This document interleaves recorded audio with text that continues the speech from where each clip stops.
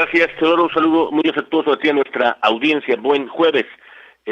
Como sabemos, a 5 semanas ya de las elecciones que se celebren en las elecciones generales mexicanas, siempre pensamos que es útil, lo hemos hecho siempre desde el punto de vista cuando estamos acercándonos y también cuando hablamos de que las elecciones son justamente ese instrumento general que tienen las democracias para resolver sus conflictos. Y creo que además la democracia tiene otros muchos indicadores, pero sin duda el principal es la celebración de comicios auténticos, creíbles, periódicos sobre todo, y vale decir que alrededor de ello hay y cobra valor, vigencia, los indicadores, por ejemplo, de las encuestas,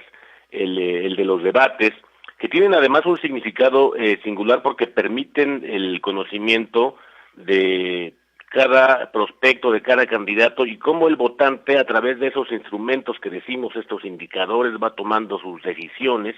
y va valorando cada uno de sus juicios para que se conviertan finalmente el día previo, como dicen los estudios más recientes, o la mayoría de ellos, o muy poquitas horas antes, su decisión final,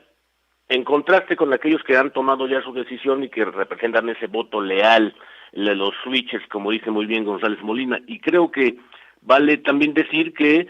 a ese momento en el que México se encuentra, es verdad que nosotros somos una democracia muy joven para celebrar, por ejemplo, los debates. El primero de ellos tuvo lugar, como recordamos, en el año 94, y quizá uno de los principales méritos que haya,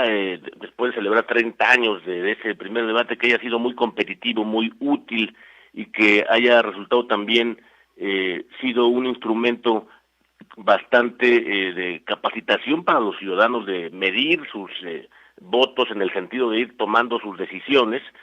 Creo que también tuvo mucho que ver el que lo haya celebrado, no la autoridad, no los partidos, sino como recordamos en aquel año, hace ya 3 décadas, la Cámara de la Industria de la Radio y la Televisión, que fue la que celebró ese par de debates. Claro, recordamos de una manera mucho más importante el de los candidatos presidenciales, que fue sin duda la celebración más competitiva porque fue ágil, y además también recordamos un segundo debate que tuvo lugar entre los candidatos que iban ubicados, si no la saga, por lo menos muy consolidados en el segundo lugar. Ese fue el valor que recordamos de haber puesto algunos estándares a través de la CID, la Cámara de la Radio y la Televisión, y además que tenían el carácter de obligatorios, es muy importante, en el sentido no de coerción, pero sí de un organismo convocante que tuviese esas calidades. Creo que ahora sí, me parece que la gran virtud que tendría hoy todas las autoridades reunidas, de la parte electoral y también, como dice ese muy buen colega, los dueños del Congreso, que son los partidos, deben alinearse una serie de voluntades para que tengan lugar esos debates con mayores características, en donde sí se pueda notar esa confrontación, ese contraste, como lo ofrecieron el gran ejemplo que se pone siempre en la literatura del debate estadounidense entre Nixon y Kennedy. Y alrededor también de esos problemas o las soluciones que nos puede brindar, por ejemplo, el debate, hemos visto, por ejemplo, en la coyuntura más reciente, que como no son tampoco del todo obligatorios, pues entonces los candidatos, él o ella, se dedican simplemente a hacer campaña en tierra, tienen ahora el privilegio o el lujo de decir ya no voy, como ocurrió en Guanajuato con la candidata al gobierno más reciente, o también como lo ha ocurrido también en nuestra entidad, en Morelos, donde de plano ya la candidata oficialista, por lo menos en la parte narrativa, ha dicho que tampoco lo hará. Y son una serie de maneras de presentaciones de ponerse a salvo, de que no corran riesgos o que simplemente minimizarlo. Y creo que podemos también decir que en la coyuntura reciente hemos tenido en Ciudad de México, por ejemplo, muy buenos ejercicios, justamente porque el formato ha sido bastante ágil. Creo que en esa virtud el gran problema es que también se pongan muchísimos temas, como lo veremos otra vez en el segundo debate que está próximo este mismo domingo. Y creo que, por ejemplo, los temas de ecología o medio ambiente o el de economía son tan grandes que van a permitir precisamente que haya una enorme problematización, que las preguntas puedan ser no solo redundantes, sino que además se disponga de muy poco tiempo, la bolsa, como llaman en el término los moderadores, y creo que alrededor de ese problema debe resolverse con ese contraste ágil de ideas que permita justamente regresar, siendo al 94, ¿quién lo diría? Que ese sea ahora nuestro ejemplo de cómo compartir las ideas